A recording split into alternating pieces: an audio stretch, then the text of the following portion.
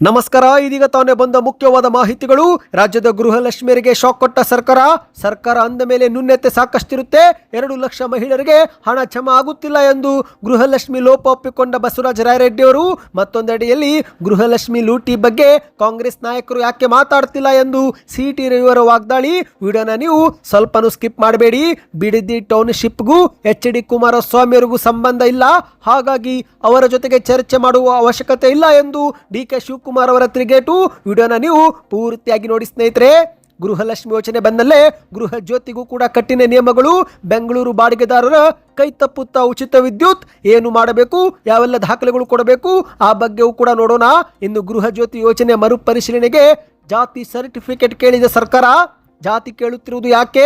Free ವಿದ್ಯುತ್ ಕೊಡಲು ಜಾತಿ ಬೇಕಾ? ಯಾರನ್ನ ಹೊರಗಿಡಲು ಸ್ಕೆಚ್ ಹಾಕುತ್ತಿದ್ದೀರಿ ಎಂದು ಆರೋಷಕ್ ಅವರ ವಾಗ್ದಾಳಿ. ಮತ್ತೊಂದೆಡೆಯಲ್ಲಿ ವಾಣಿಜ್ಯ ಸಿಲಿಂಡರ್ ಬೆಲೆ ಇಳಿಕೆ ಆದ ಬೆನ್ನಲ್ಲೇ ಪೆಟ್ರೋಲ್ ಮತ್ತು ಡೀಸೆಲ್ ಬೆಲೆಯಲ್ಲೂ ಕೂಡ ಕುಸಿತ.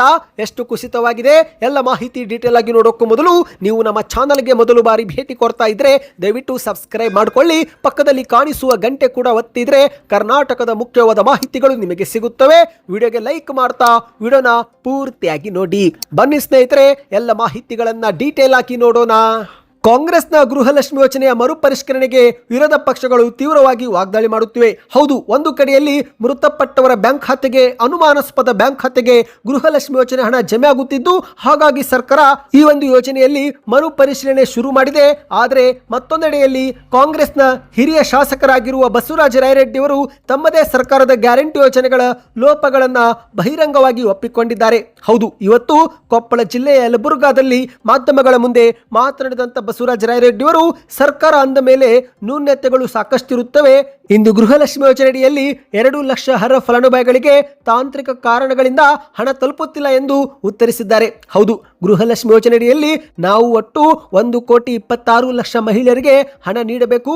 ಆದರೆ ಪ್ರಸ್ತುತ ದಾಖಲಾತಿ ದೋಷ ಹಾಗೂ ತಾಂತ್ರಿಕ ಕಾರಣ ಸಮಸ್ಯೆಯಿಂದಾಗಿ 1,24,00,000 ಮಹಿಳೆಯರಿಗೆ ಹಣ ತಲುಪುತ್ತಿದ್ದು, ಉಳಿದಂತ 2 ಲಕ್ಷ ಮಹಿಳೆಯರಿಗೆ ಹಣ ಸಿಗುತ್ತಿಲ್ಲ. ಪ್ರತಿ ತಿಂಗಳು ಗೃಹಲಕ್ಷ್ಮಿ ಯೋಜನೆಯಡಿಯಲ್ಲಿ ಭ್ರಷ್ಟಾಚಾರ ರಹಿತವಾಗಿ ನೇರವಾಗಿ 2,500 ಕೋಟಿ ಹಣವನ್ನು ಫಲಾನುಭವಿಗಳ ಖಾತೆಗೆ ಜಮೆ ಮಾಡುತ್ತಿದ್ದೇವೆ. ಆದರೆ ಇತ್ತೀಚೆಗೆ ಗೃಹಲಕ್ಷ್ಮಿ ಯೋಜನೆ ಹಣ ಮೃತಪಟ್ಟವರ ಬ್ಯಾಂಕ್ ಖಾತೆಗೂ ಕೂಡ ಜಮೆ ಆಗುತ್ತಿರುವುದು ಪತ್ತೆಯಾಗಿದ್ದು, ಹಾಗಾಗಿ ಅನರ್ಹರನ್ನು ಗುರುತಿಸಲು ಪರಿಷ್ಕರಣೆ ಅನಿವಾರ್ಯವಾಗಿದೆ ಎಂದು ಬಸವರಾಜ ರಾಯರೆಡ್ಡಿ ಅವರು ಹೇಳಿಕೆ ಕೊಟ್ಟಿದ್ದಾರೆ. ಸ್ನೇಹಿತರೆ, ನಿಮ್ಮ ಬ್ಯಾಂಕ್ ಖಾತೆಗೂ ಗೃಹಲಕ್ಷ್ಮಿ ಯೋಜನೆ ಹಣ ಜಮೆ ಆಗುತ್ತಿದೆಯಾ? ಜಮೆ ಆಗುತ್ತಿಲ್ಲವೆಂದರೆ ಕೊನೆಯ ಕಂತು ಯಾವ ತಿಂಗಳಲ್ಲಿ ಜಮೆ ಆಗಿತ್ತು ಕಮೆಂಟ್ ಮಾಡಿ. ಬನ್ನಿ ಈಗ ಮತ್ತಷ್ಟು ಮಾಹಿತಿ ನೋಡೋಣ. ಗೃಹಲಕ್ಷ್ಮಿ ಯೋಜನೆಯಲ್ಲಿ ಲೂಟಿ ಬಗ್ಗೆ ಇವರು ಯಾಕೆ ಮಾತಾಡ್ತಿಲ್ಲ ಎಂದು ಸಿಟಿ ರವಿಯವರು ಪ್ರಶ್ನೆ ಮಾಡಿದ್ದಾರೆ. ಅಯೋಧ್ಯೆಯ ರಾಮ ಮಂದಿರದ ಹುಂಡಿ ಬಗ್ಗೆ ಮಾತನಾಡುವ ರಾಜ್ಯ ಕಾಂಗ್ರೆಸ್ ನಾಯಕರು ಗೃಹಲಕ್ಷ್ಮಿ ಯೋಜನೆ ಹಣ ಲೂಟಿ ಮಾಡಿದರ ಬಗ್ಗೆ ಇದುವರೆಗೆ ಯಾಕೆ ಬಾಯಿ ಬಿಡುತ್ತಿಲ್ಲ ಎಂದು ವಿಧಾನ ಪರಿಷತ್ ಬಿಜೆಪಿಯ ಸದಸ್ಯ ಸಿಟಿ ರವಿಯವರು ಬಿಜೆಪಿಯ ಪಕ್ಷದ ಕಚೇರಿಯಲ್ಲಿ ಸುದ್ದಿಗೋಷ್ಠಿಯಲ್ಲಿ ಪ್ರಶ್ನೆ ಮಾಡಿದ್ದಾರೆ. ಕೋಟ್ಯಾಂತರ ಜನರ ಭಾವನೆ ಬೆರೆಸಿ ಲಕ್ಷಾಂತರ ಜನರ ರಕ್ತ ಮತ್ತು ಬೆವರು ಬಸಿದು ರಾಮ ಮಂದಿರ ನಿರ್ಮಾಣ ಮಾಡಲಾಗಿದೆ. ಹುಂಡಿ ಕಳವು ನಮಗೂ ಕೂಡ ನೋವಿನ ಸಂಗತಿ. ಆದರೆ ಕಾಂಗ್ರೆಸ್ಸಿಗರು ಆರೋಪ ಮಾಡುವಂತೆ ರಾಮ ಮಂದಿರ ಟ್ರಸ್ಟ್ ನಲ್ಲಿ ಬಿಜೆಪಿಯವರು ಯಾರೂ ಇಲ್ಲ ಎಂದು ಸಿಟಿ ರವಿಯವರು ಉತ್ತರವನ್ನ ಕೊಟ್ಟಿದ್ದಾರೆ. ಮತ್ತೆ ಮುಂದುವರೆದು ಮಾತನಾಡಿ, ರಾಮ ಮಂದಿರ ವಿರೋಧ ಮಾಡಿದವರನ್ನು ಜನರೇ ಸೋಲಿಸಿ ನಮಗೆ ಅಧಿಕಾರ ಕೊಟ್ಟಿದ್ದಾರೆ. ಕೆಲವರು ಹಣ ದುರುಪಯೋಗ ಮಾಡಿಕೊಂಡಿರುವುದು ಬೆಳಕಿಗೆ ಬಂದಿದೆ. ಅಂತವರ ವಿರುದ್ಧ ಕ್ರಮ ತೆಗೆದುಕೊಳ್ಳಲಾಗುತ್ತಿದೆ.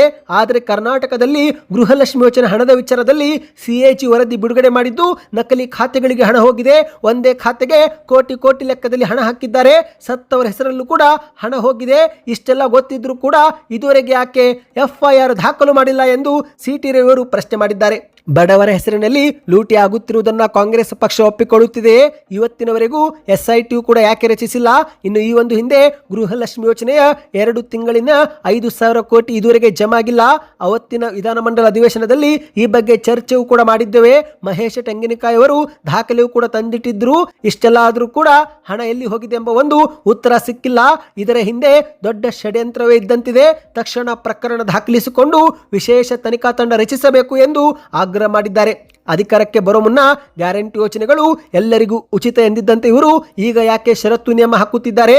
ಇದು ಸರ್ಕಾರದ ಆರ್ಥಿಕ ಸ್ಥಿತಿ ಹದಗೆಟ್ಟಿರುವ ಸಾಕ್ಷಿ ಅಲ್ಲವೇ ಎಂದು ಮಾಧ್ಯಮಗಳ ಮುಂದೆ ಪ್ರಶ್ನಿಸಿದ್ದಾರೆ. ಬನ್ನಿ ಗೆಳೆಯರೆ, ಮತ್ತೊಂದು ಮಾಹಿತಿಗೆ ಹೋಗೋಣ. ಅದಕ್ಕೂ ಮೊದಲು ವಿಡಿಯೋಗೆ ಲೈಕ್ ಮಾಡಿಲ್ಲವೆಂದರೆ ದಯವಿಟ್ಟು ಲೈಕ್ ಕೂಡ ಮಾಡಿ. ಇತ್ತೀಚೆಗೆ ಬಿಡದಿ ಟೌನ್ಶಿಪ್ಗಾಗಿ ರೈತರ ಭೂ ಸ್ವಾಧೀನಕ್ಕೆ ತೀವ್ರ ವಿರೋಧ ವ್ಯಕ್ತಪಡಿಸಿದಂತ ಕುಮಾರಸ್ವಾಮಿ ಅವರು ಸಿಎಂ ಡಿಕೆ ಶಿವಕುಮಾರ್ ಅವರಿಗೆ ಒಂದು ಕುರ್ಚಿ ಮೀಸಲಿಟ್ಟು ರೈತರ ಸಮ್ಮುಖದಲ್ಲೇ ಬಹಿರಂಗ ಚರ್ಚೆಗೆ ಬರುವಂತೆ ಸವಾಲು ಹಾಕಿ ಸಂಜೆ 4 ಗಂಟೆವರೆಗೆ ಕುಮಾರಸ್ವಾಮಿ ಅವರು ಕಾದು ಕುಳಿತಿದ್ದು, ಆದರೆ ಆ ಸಮಯದಲ್ಲಿ ಡಿಕೆ ಶಿವಕುಮಾರ್ ಅವರು ಆ ಒಂದು ಸ್ಥಳಕ್ಕೆ ಬರಲಿಲ್ಲ. ಆದರೆ ಇವತ್ತು ಮಾಧ್ಯಮಗಳ ಮುಂದೆ ಯಾಕೆ ಹೋಗಲಿಲ್ಲ ಎಂಬ ಕುರಿತಂತೆ ಡಿಕೆ ಶಿವಕುಮಾರ್ ಅವರು ತಿರುಗೇಟು ಕೊಟ್ಟಿದ್ದಾರೆ. ಹೌದು ಗೆಳೆಯರೆ, ಬಿಡದಿ ಟೌನ್ಶಿಪ್ಗೂ ಕುಮಾರಸ್ವಾಮಿಗೂ ಸಂಬಂಧವಿಲ್ಲ, ಹಾಗಾಗಿ ಅವರ ಜೊತೆಗೆ ಚರ್ಚೆ ಮಾಡುವ ಅವಶ್ಯಕತೆ ಇಲ್ಲ ಎಂದು ಡಿಕೆ ಶಿವಕುಮಾರ್ ಅವರು ಹೇಳಿಕೆ ಕೊಟ್ಟಿದ್ದಾರೆ. ಕೇಂದ್ರದ ಸಚಿವ ಎಚ್.ಡಿ. ಕುಮಾರಸ್ವಾಮಿ ಆ ಕ್ಷೇತ್ರ ಬಿಟ್ಟಿದ್ದಾಯ್ತು, ಅವರಿಗೂ ಆ ಕ್ಷೇತ್ರಕ್ಕೂ ಇನ್ನೂ ಸಂಬಂಧವಿಲ್ಲ. ಇನ್ನು ಈ ಒಂದು ಹಿಂದೆ ಬಿಡದಿ ಟೌನ್ಶಿಪ್ ಯೋಜನೆ ಕುರಿತಂತೆ ಮಾಧ್ಯಮಗಳೆದುರು ಚರ್ಚೆಗೆ ನಾವು ಕರೆದಾಗ ಬರಲಿಲ್ಲ, ವಿಧಾನಸೌಧಕ್ಕೆ ಆಹ್ವಾನಿಸಿದರೂ ಕೂಡ ಅವರಿಗೆ ಬರಲು ಆಗಲಿಲ್ಲ, ಇನ್ನು ಅವರೊಂದಿಗೆ ಚರ್ಚೆ ಮಾಡುವ ಅವಶ್ಯಕತೆ ಇಲ್ಲ ಎಂದು ಡಿಕೆ ಶಿವಕುಮಾರ್ ಅವರು ತಿರುಗೇಟು ಕೊಟ್ಟಿದ್ದಾರೆ.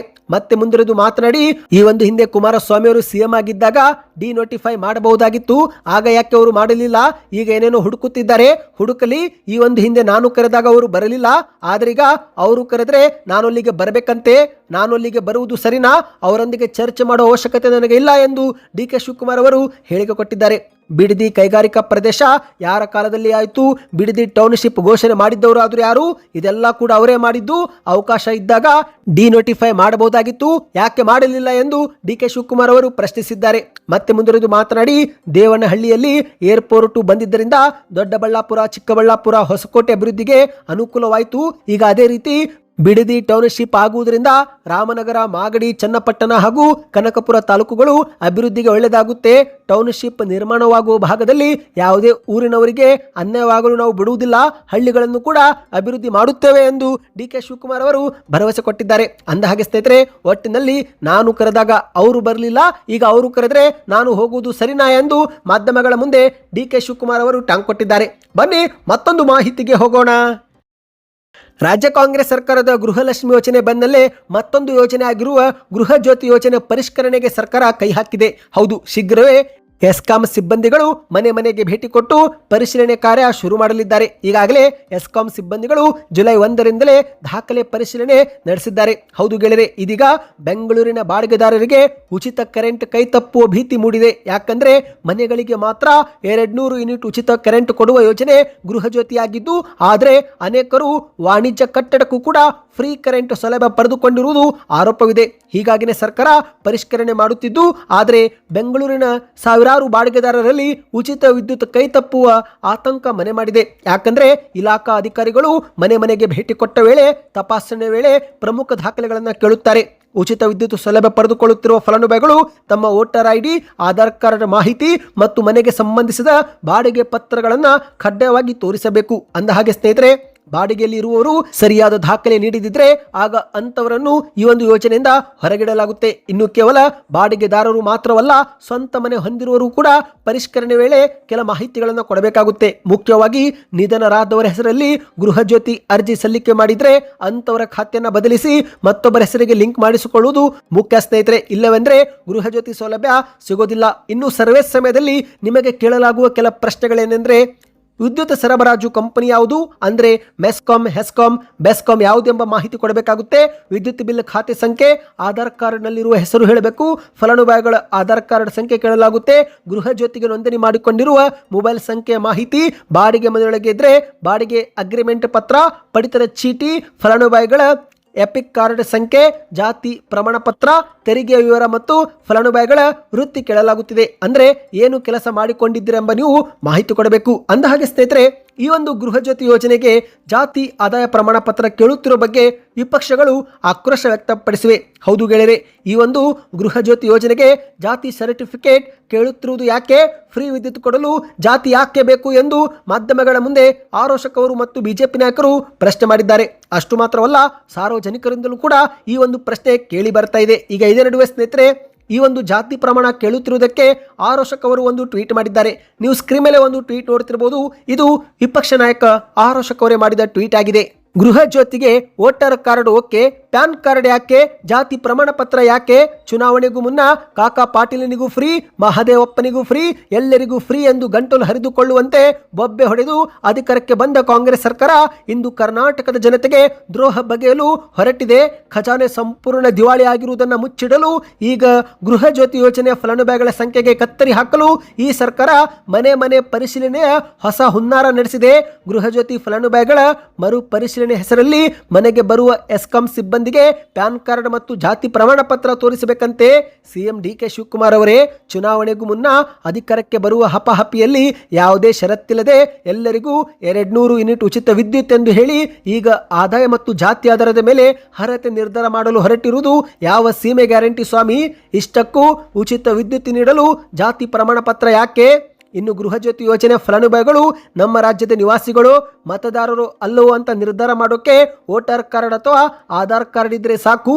ಆದರೆ ಅವರ ಜಾತಿ ಯಾವುದು, ಆದಾಯ ಎಷ್ಟು ಎನ್ನುವ ಮಾಹಿತಿ ನಿಮಗೆ ಯಾಕೆ ಬೇಕು ಎಂದು ಆರೋಶಕ್ ಅವರು ಪ್ರಶ್ನಿಸಿದ್ದಾರೆ. ಪ್ಯಾನ್ ಕಾರ್ಡ್ ಮತ್ತು ಜಾತಿ ಪ್ರಮಾಣ ಪತ್ರ ಕೇಳುವ ಮೂಲಕ ನೀವು ಯಾರನ್ನು ಯೋಜನೆಯಿಂದ ಹೊರದಬ್ಬಲು ಸ್ಕೆಚ್ ಹಾಕುತ್ತಿದ್ದೀರಿ? ಗ್ಯಾರಂಟಿಗಳನ್ನು ನಿಭಾಯಿಸಲು ಹಣವಿಲ್ಲದೆ ಒದ್ದಾಡುತ್ತಿರುವ ಈ ಲೂಟಿ ಸರ್ಕಾರ ಹೇಗಾದರೂ ಮಾಡಿ ಲಕ್ಷಾಂತರ ಬಡ ಹಾಗೂ ಮಧ್ಯಮ ವರ್ಗದ ಜನರನ್ನು ಗೃಹ ಜ್ಯೋತಿಯಿಂದ ವಂಚಿಸಲು ಯೂ-ಟರ್ನ್ ನೀತಿಯನ್ನು ತಂದಿದೆ. ಬಡವರ ಹೊಟ್ಟೆಗೆ ಹೊಡೆಯುವ ಸುಳ್ಳು ಭರವಸೆ ಮೂಲಕ ಅಧಿಕಾರಕ್ಕೆ ಹಿಡಿದು ಈಗ ಜನರನ್ನು ದಾಖಲೆಗಳ ಹೆಸರಲ್ಲಿ ಸತಾಯಿಸುತ್ತಿರುವ ಈ ಜನವಿರೋಧಿ ಸರ್ಕಾರ ಜನರ ಹಕ್ಕನ್ನು ಕಸಿದುಕೊಳ್ಳಲು ನಾವು ಬಿಡುವುದಿಲ್ಲ ಎಂದು ಆರೋಶಕ್ ಅವರು ಟ್ವೀಟ್ ಮಾಡಿದ್ದಾರೆ. ಬನ್ನಿ ಗೆಳೆಯರೆ, ಕೊನೆ ಮಾಹಿತಿಗೆ ಹೋಗೋಣ.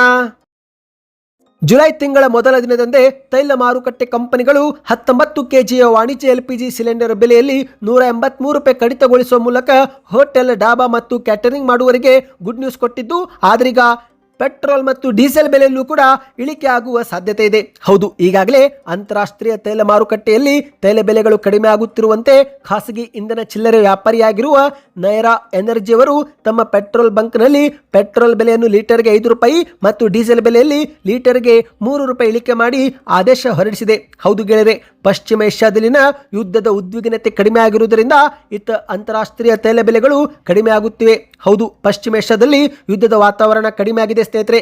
ಪ್ರಮುಖ ಸಮುದ್ರ ಮಾರ್ಗ ಪುನಃ ತೆರವುತ್ತಿರುವುದರಿಂದ ಕಚ್ಚಾ ತೈಲ ಮತ್ತು ನೈಸರ್ಗಿಕ ಅನಿಲದ ಹರಿವು ಭಾರತಕ್ಕೆ ಪುನಃ ಸ್ಥಾಪಿಸಿದ್ದು, ಹಾಗಾಗಿ ಕಚ್ಚಾ ತೈಲ ಬೆಲೆಗಳಲ್ಲಿ ಇಳಿಕೆ ಆಗ್ತಾ ಇದೆ. ಇದೀಗ ದೇಶಾದ್ಯಂತ ನಯರಾದ 7,000ಕ್ಕೂ ಹೆಚ್ಚು ಇಂಧನ ಪೆಟ್ರೋಲ್ ಬಂಕ್ಗಳಿದ್ದು ಈಗಾಗಲೇ ಪರಿಷ್ಕೃತ ದರಗಳು ಜಾರಿಗೆ ಆಗಿವೆ.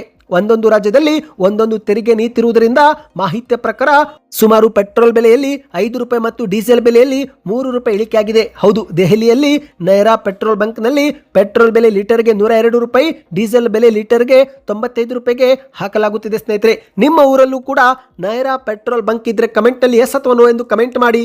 ಯಾವ ಊರು ಕಮೆಂಟ್ ಮಾಡ್ತಾ ಮಾಹಿತಿಗಳು ಇಷ್ಟವಾಗಿದ್ರೆ ಚಾನಲ್ಗೆ ಸಬ್ಸ್ಕ್ರೈಬ್ ಮಾಡ್ಕೊಳ್ಳಿ.